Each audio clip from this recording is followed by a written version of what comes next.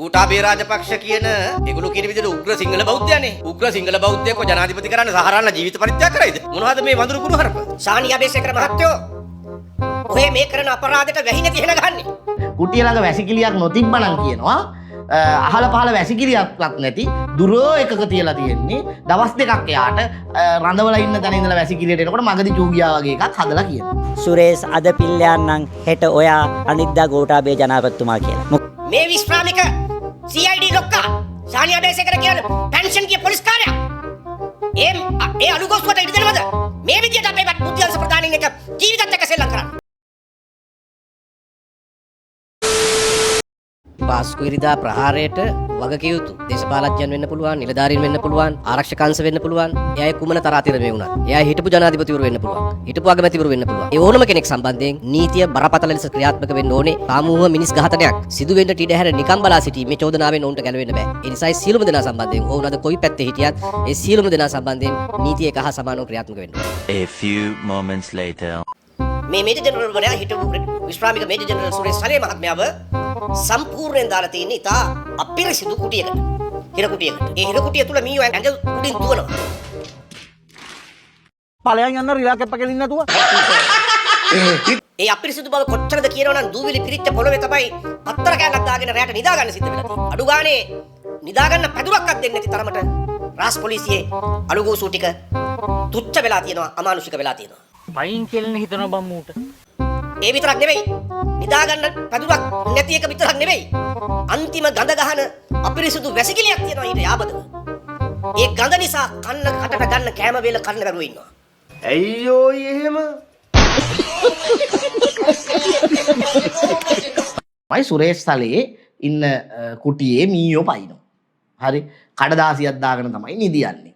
ළඟ වැසිකිළියක් තියෙනවා. ඔහොමනේ.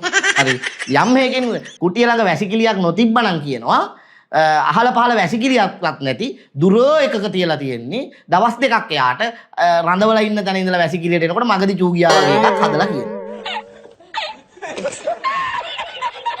කෑමක් කෑම වේල වමන දාන තත්ත්වයට පත් වෙලා තියෙනවා. මේ හදන්නේ මුන්දල සුරේෂ් සලේව හිර කුටිය ඇතුළෙම ජීවිතේ පහ කරවලා මරණ දාන තත්ත්වයකට ඇදපට්ටන්නයි මේ හදන්නේ. මූට පෙරසිටමෝල් දෙපන්. මේ රටේ රාජ්‍ය බුද්ධි අංශ ප්‍රධානියා වෙලා හිටපු අපි චෙල්ලොම්ලට උඩින් පහර දෙන ඒ බුද්ධි තොරතුරු සපයලා දීපු එදා යුද්ධ පවතින වෙලාවේ රාජ්‍යයේ ඇහැ හැටියට ක්‍රියාත්මක වුණු මේ රටේ මිනිස්සු මරාගෙන මැරෙන බෝම්බකාරයන්ගෙන් මැරෙන්න ගියේ ඒවා නවත්තගත්තු. කට තිබුණු පළියට හැම වෙලාවෙම එක එක වාචාල කතා කියන්න පුරුදු වෙන්න එපා. මේ රටේ මිනිස්සු මරාගෙන මැරෙන ලොරි වලින් ඇවිල්ලා ගහන්න හදන ඒවාන් නවත්තගත්තු. මේ රටේ මිනිස්සු බස් වල පිපිරෙන බෝම්බ වලින්, කෝච්චි වල පිපිරෙන බෝම්බ වලින්, වෙන්න නියමිත වෙලා තිබිච්ච බෝම්බ වලින් පිපිරිලා කෑලි කෑලි ගිහිල්ලා මරණයට ලක් වෙන එක නවත්තගත්තු. එහෙම බුද්ධි ප්‍රධානියාට තමයි අද මේ තුච්ච සහ අවමන් සහගත ලෙස කටයුතු කරන්නේ.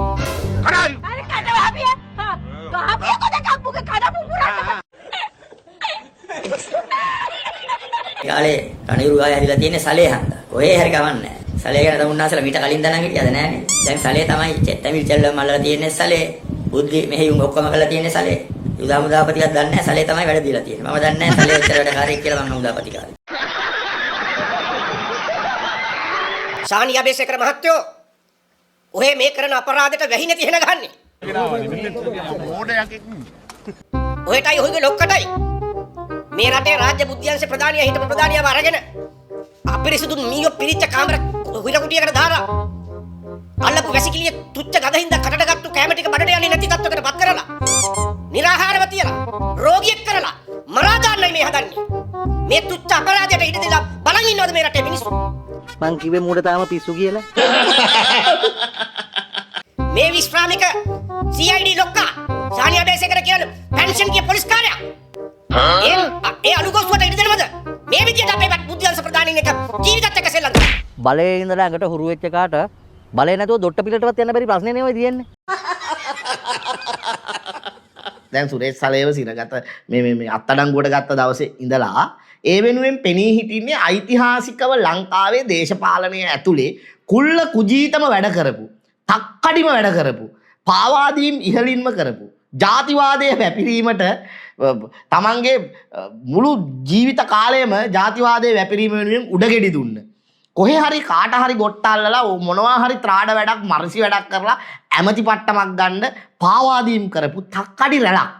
කවුරු හරි එකෙක් වෙනුවෙන් පෙනී හිටියාම ඌට කෙලවෙන හැටි පොඩ්ඩක් නිකන් හිතලා බලහල්ල. මේ පාහල වැඩේ කරන්න ඉඩ දෙන්න බෑ.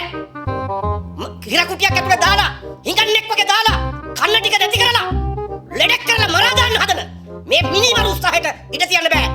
ඒ නිසා අපි රටේම ජනතාවට ඉදිරි දිනක ආරාධනා කරනවා රහස් පොලිසිය ගාව නොනවතින්න. ආයේ එන්න නෙවෙයි. නතර වෙන්න බලාගෙන එන්න. අපි ඒක සූදානම් කරලා තමුන්නාසකට ඉදිරි දෙනුම් දෙනවා. ඇයියෝ එහෙම මට නම් තේරෙන්නේ ඉතින් මොලේ මඤ්ඤම් කියලා තමයි.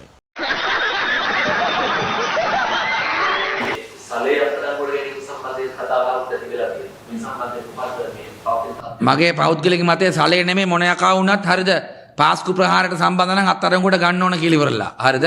අපි දන්නවා එක්තරා කාලෙක ගෝඨාභය රාජපක්ෂ ආරක්ෂක ලේකම්වරයා වශයෙන් ඉන්න කාලේ මේ සලේලා ඔය තව කට්ටිය ඉන්නවා.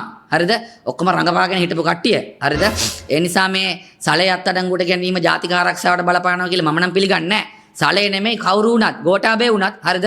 පාස්කු ප්‍රහාරයට සම්බන්ධ නම් අත්අඩංගුවට ගන්න ඕන. ඒක තමයි මේ මගේ මතය. හොඳේ? හරිද? ඒ නිසා රාජ්‍ය බලය තියාගෙන මිනි මැරුවා නම් මාධ්‍ය වලට බෝම්බ ගැහුවා නම් මාධ්‍යවේදීන්ව මරන්න තර්ජනය කරා නම් හරිද? මේ 2009 ලසන්ත මැරුවම මාවත් මරන්න ලෑස්ති කරලා තිබ්බේ. හරිද? ඕන කෙනෙක් මේ නීති තුලින් කවුරුවත් නැහැ. අපි තමයි හොඳටම කරලා තියෙන්නේ. අම්මගේ රෙද්ද මේගොල්ලෝ ගන්න තීරණය කළා තියෙන්නේ ගෝඨාභය රාජපක්ෂ. ඒකට තමයි සලේ මගින් ඊළඟට පොට පාද ගන්න හදන්නේ එතනට. මේ නිකම් ප්‍රබන්ධ කතාවක්. කාටද මේ බොරු කරන්නේ?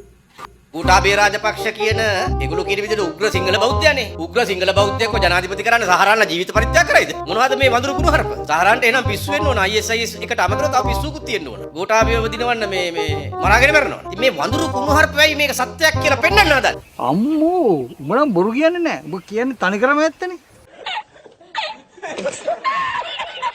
හමුදාව කෙරෙහි විශ්වාසය බිඳුවට බස්සන එකද සිස්ටම් චේන්ජ් එක? පද්ධතිය කඩාවට්ටන එකද සිස්ටම් චේන්ජ් එක? සසුන ගරහලා ඒ මුදුන් කනුව බිඳවට්ටන එකද සිස්ටම් චේන්ජ් එක? නෑ ඒක නරුම චේන්ජ් එකක්. මේජනරල් සලේලා තමයි සහරාන්ලා තුර්කි IS එකත් එක්ක සම්බන්ධතා පවත්වනවා කියලා ආරක්ෂක මණ්ඩලයට දැනුම් දුන්නේ. ඒ දැනුම් දීම නොසලකා හැරිය යහපරණාන්. ඒවා ගානකට නොගත්ත යහපරණාන්. ඒවා එදා ගානකට ගත්තනම් ඔය පාස්කුවිරිදා ප්‍රහාරය වළක්වන්න ඕන තරම් හැකියාව තිබුණා ඔය. පිල්ලයන් අත්අඩංගුවට ගත්ත අවස්ථාවේදී මම සුරේෂ් සලේ මාතමගේ කාර්යයට ගෙන්නලා කිව්වා සුරේෂ් අද පිල්ලයන් නම් හෙට ඔයා අනිද්දා ගෝඨාභය ජනාධිපතිතුමා කියලා. මොකද මේක වෙන්නේ ඉතින් අපි චිත්‍රපටිය බලලා තියෙන කට්ටිය විදිහට චිත්‍රපටිය මොකද වෙන්නේ කියලා කලින්ම කියන්න පුළුවන්. මට නම් තේරෙන්නේ ඉතින් මොලේ මඤ්ඤම් කියලා තමයි. ඇත්තටම ඇයි ඉතින් ඕගොල්ලෝ කලබල වෙන්නේ?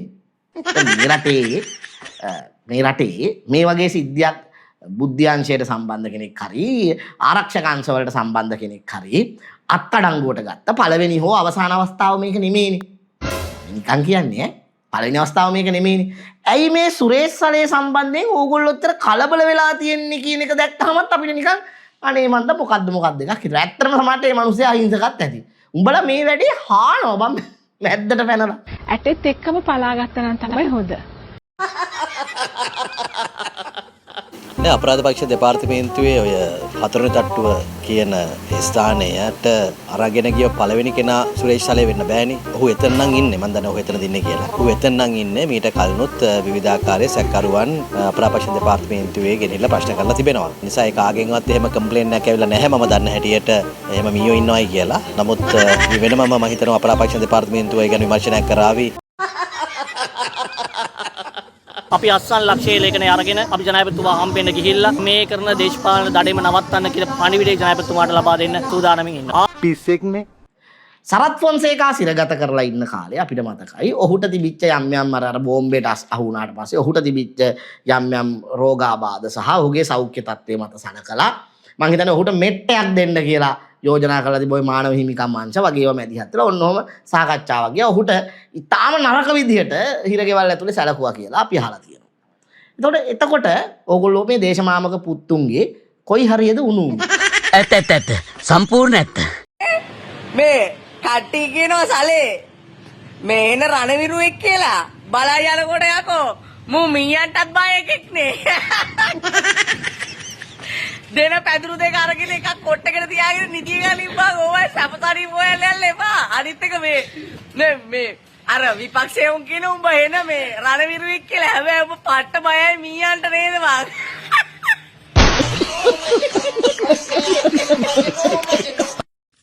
මචං මේ දැන් මේ සලේ බේරගන්න මාර දේශප්‍රේමියෝ ටිකක් බැහැලානේ ඉන්නේ මචං.